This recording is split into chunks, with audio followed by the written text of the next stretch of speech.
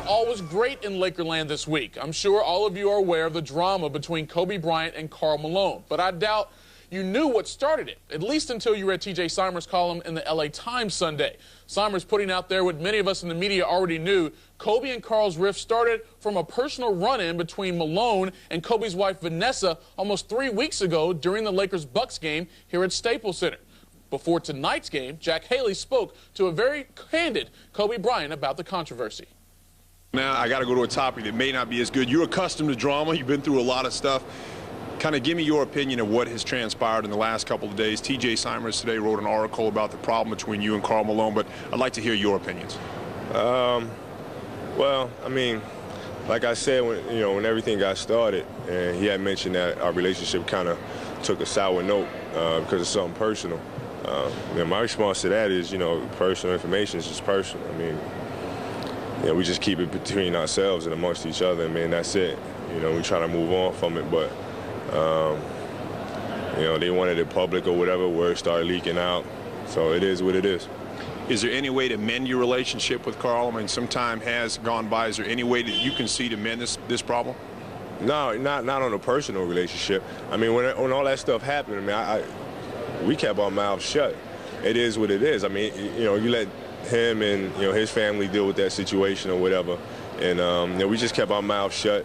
I just came here to work the next day, just doing what we have to do. I didn't tell anybody about it because it's nobody's business. If Mitch and Buster them felt like it was right for the team for him to come back and play for us, then I just have to be a bigger man and just accept him on a business level as far as being a teammate and embrace him here in this organization. That's why I just kept my mouth shut. I didn't want to affect anybody else's decision as far as him coming back and playing or not. Well, no one else will say it, I'll say it. I'll give you a lot of credit. You've been taking the high road through a lot of stuff. Shaq's throwing comments at you, Phil Jackson's book, and now the Karl Malone problem. You've never been the one to air it out, and I'll give you a lot of props for that. You know what, man, we've been through so much, man. Who am I to not be able to forgive an individual? Who am I to pass judgment on somebody? You know what I mean? I don't think anybody should do that. I mean, it is what it is. I mean, people make mistakes or whatever, and you're not going to have agreements with everybody. But you just kind of put it behind you, and you just move on. You don't hold any grudges in your heart, and you just move on with your life. What is your one message to a lot of fans out there? You got a lot of people standing behind you, but some people who aren't. What's your message to all the fans? You know what? It's people who support me, thank you, and I love you, and I appreciate you for that. And people who don't, I can't. I'm not the one to go out and parade around and publicize myself and say, you guys are wrong, this is why you guys are wrong, A, B, C, whatever.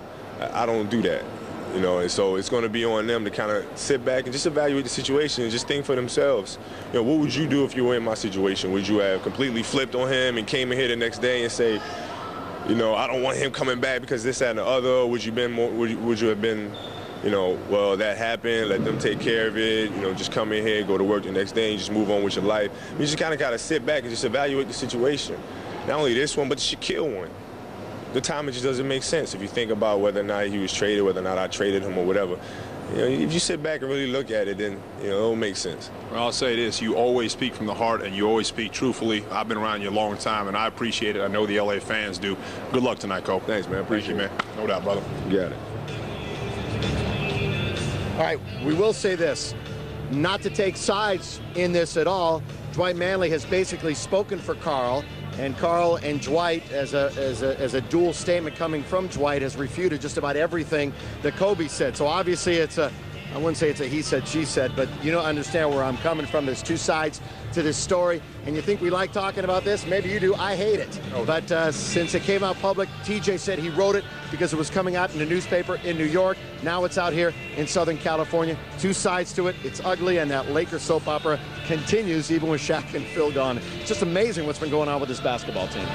Well, considering the personal nature of the rift, and if you read T.J. Simers' column in the L.A. Times today, you know exactly what we're talking about. You can understand why Kobe may not be willing to mend fences with Karl Malone. But having said that, and as it relates to basketball, Jack, how do you think Kobe's feeling right now, not only on a basketball level with Karl Malone, but on a personal level with his own self-consciousness? Oh, frustrated. I talked to Kobe for quite a while, even after that interview. We really talked about a lot of different things. And, I mean, he's just frustrated. The weight of the world is on this young man. He just can't seem to get a break. I mean, you know, you heard me in the interview. I talked about, you know, the situation with Shaquille O'Neal and the perception by the media and the people surrounding Shaq, and Shaq taking pot shots at him from across the country. Phil Jackson writing a book and attacking him as a former player. And now Karl Malone. And the situation with Karl is really frustrating because, you know, I talked to Kobe about it quite a bit. And what you read in the paper is true, but there was much more to that. And I'll tell you, he honestly believes that this happened. And when somebody attacks your wife and comes after your wife, especially a friend and a confidant, you feel